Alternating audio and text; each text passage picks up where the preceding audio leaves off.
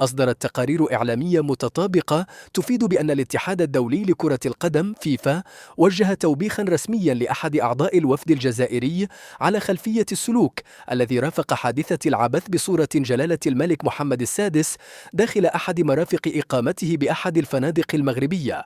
وحسب ما جرى تداوله، اعتبرت فيفا أن ما وقع يعد خرقا واضحا للأعراف البروتوكولية والرياضية التي تفرض احترام رموز الدول المضيفة، مؤكدة أن مثل هذه التصرفات لا تمت لقيم كرة القدم بصلة، ولا تنسجم مع مبادئ الاحترام المتبادل التي تقوم عليها المنافسات الدولية. في المقابل، نوهت الهيئات الكروية الدولية بطريقة تعامل الجانب المغربي مع الحادث، حيث تم احتواء الموقف بسرعة وهدوء دون تضخيم أو تصعيد، في صورة عكست مرة أخرى نضج التنظيم المغربي واحترافيته العالية في إدارة الأحداث الكبرى. كما أشادت فيفا بالتزام المغرب الصارم بمعايير الاستقبال واحترام جميع الوفود رغم الاستفزاز غير المقبول. ويرى متابعون أن هذا التوبيخ يحمل رسالة واضحة مفادها أن المغرب بصفته بلدا مضيفا يشتغل وفق منطق الدولة والمؤسسات ويضع نجاح التظاهرات الرياضية فوق كل اعتبار،